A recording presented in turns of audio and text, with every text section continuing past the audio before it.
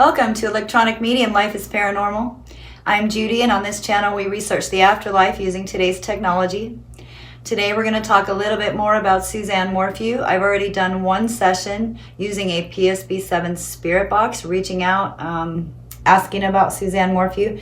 I'm going to do a second session today, but there's something here I wanted to show you. If you are interested in true crime and intrigued with the paranormal, please like to support this video, subscribe if you'd like to be a part of our community, and I could always use some thumbs up. Be sure to click the notification bell to all so you don't miss any videos or live streams. Today we're going to talk about Suzanne Morphew. I'm going to do a little quick recap. Suzanne Morphew lived in Colorado. She went missing on Mother's Day, May 10th, 2020. Suzanne is married to her high school sweetheart, Barry Morphew, and they have two daughters who are pretty much grown. Suzanne and Barry lived in Maysville, Colorado, but their home has a Salida, Colorado address. It is said that Barry Morphew, her husband, was out of town in Denver, Colorado on Mother's Day, and I don't know if that's been confirmed.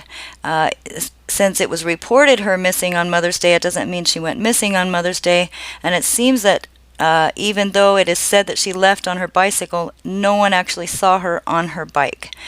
Her girls were out of town camping, but at some point the girls raised a red flag and asked a neighbor to go check on her. Her bicycle and a personal item was found after a search of the area. Suzanne is 49 years old. She's physically fit. I heard that she was fairly new to mountain biking. So here's a missing persons poster. They pretty much all look the same. What I noticed right away is it doesn't give us a lot of information about her. It just says she's missing since Sunday in Chaffee County, has a phone number. Last seen in this helmet is interesting because from my understanding, no one actually saw her on a bike. It does say $200,000 reward. I know Barry's put up, I believe, $100,000 of that. And it says she's 49. The bottom it says no questions asked, which is kind of suspicious. And there's no description of her beautiful blue eyes, blonde hair, height and weight, nothing. Just a little strange. So I took a minute to scan through her Facebook page, and I was looking at pictures and reading comments from her friends, and I reached out to a few of them to see their thoughts on the situation. I did get a response from a nice lady named Jennifer, and I just said, "Hi Jennifer, my name is Judy. Did you know Suzanne Morphew personally? I'm so worried about her." She says, "Yes, I went to church with them when they lived in Indiana. Her mother-in-law still goes to church with me." I said, "Oh, I know she had a good relationship with God. By mother-in-law, do you mean Barry's mom?" She says, "Yes, Barry's mom." So I asked her, "What do you think of Barry? Do you think they had a fight about something? I'm not placing blame here, just interested in your theory. I find it hard to believe someone kidnapped her and is holding her for ransom, but I suppose anything is possible." So she answers me when I ask the question if she thinks that they fought, and she says, "Not at all. Barry adores Suzanne and he's torn up. So are the girls. Barry is not controlling at all, and they really are the picture-perfect family." Boy, this is so heartbreaking. I said, "I suppose all we can do is pray about it."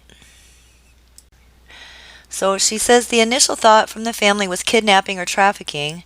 And I say, "Right, but was there a ransom note of some sort?" And then she's answering my previous statement. She says, "Yes, it's very hard on all of them." I say, "It's hard on those of us who barely knew her. I can't imagine how the family feels." She says, "No, there hasn't been, but if it was trafficking, there wouldn't be. These people," talking about the family, "aren't about money. I can tell you Barry would sell everything he has to get Suzanne back." So I say trafficking a woman of her age is very rare, although of course it's possible. I am pretty certain she wouldn't have just run off. Do you know where her phone last pinged? I know law enforcement are keeping things close to the chest. She says, "I don't know. Law enforcement isn't even sharing with the family. I know there was some good leads, but they are keeping things very quiet." I just say, "Well, I will continue to pray for her and her family. Thank you for talking with me." So she says, "Thanks for continuing to pray. I know God can do amazing things and he has no limit. I just pray that Suzanne is alive and not being harmed." And I said, "Me too." So the question for me is, can victims who have passed away give us information about their crime or their murder? I have been successful in the past working with law enforcement. Actually had mind-blowing results. This is the equipment that I use. It's called a PSB7 Spirit Box. The PSB7 Spirit Box is a compact tool for attempting communication with paranormal entities. It uses radio frequency and sweeps to generate white noise, which theories suggest gives some entities the energy they need to be heard. When this occurs, you will sometimes hear voices or sounds coming through the static from a spirit in an attempt to communicate. I conducted a session already with the PSB7 asking for information about Suzanne Morphew, and I got some interesting information. If you want to see that video, it's called Echoes of Lost Souls, and it's here on my channel. Right now I'm going to show you some of the clues we heard in the first session, and then we're going to try another one. So I feel like a story is unfolding here in front of our eyes. The first clue said, got down the road, which is interesting because, you know, supposedly she was riding her bike, but either way, maybe she did get down the road. The next clue says, where'd you come from? Like she was surprised to see someone. Almost sounds like someone she knew. Where'd you come from? Like she knew them. Then it says guilty.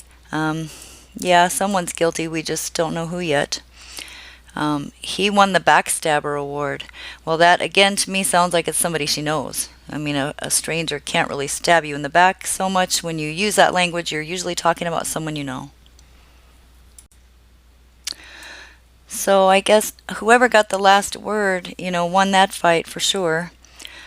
And it says knocked over, which is also interesting since she was supposedly, you know, on her bicycle, knocked over, and I'm in trouble. I already know. I did not hardly notice the pain. I died that day. Died. Says something about an airfield, which is interesting. I don't know what that's about. Airfield. There is one close to Maysville. Then it says, I'm over it. Up to heaven. Beautiful message. Up to heaven. Alright, we're going to reach out again to Suzanne Morphew. I think we heard some good information the first time around. Sounds like you may have had some kind of argument or fight with somebody that you know, and they surprised you. And so we're going to try another spirit session today. Any spirits that can help us, any information that we get would be great. Please, only kind, loving, high vibrational spirits only. And I'm going to turn it up. I've got everything on already.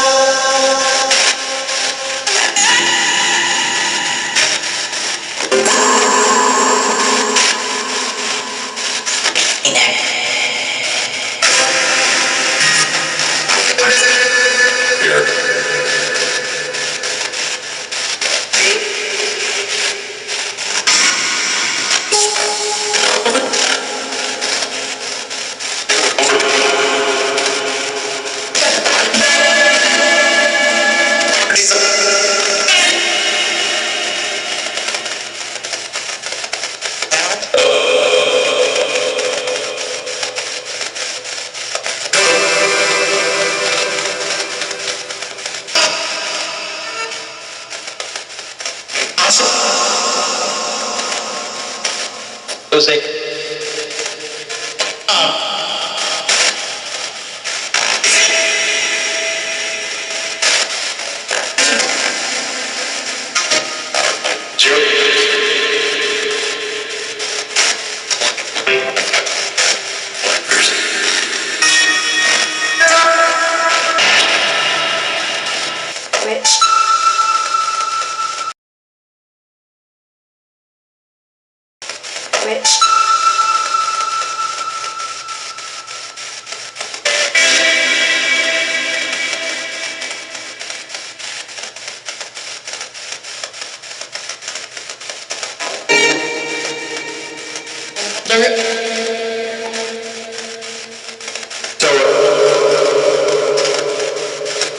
Listen it.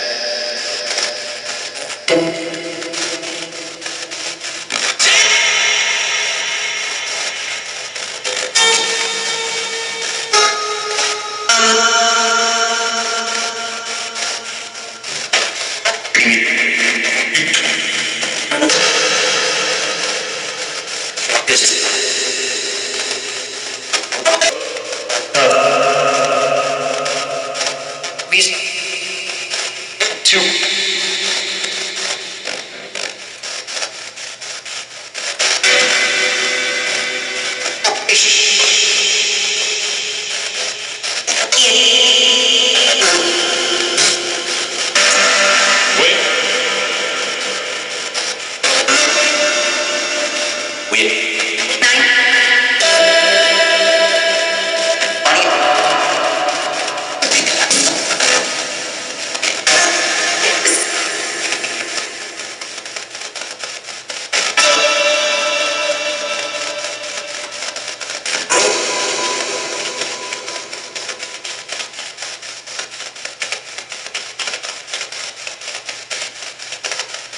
going to try a different speed again. I'm on 250.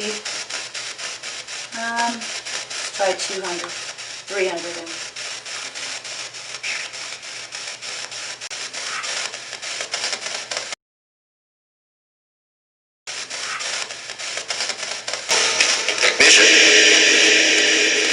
Technician.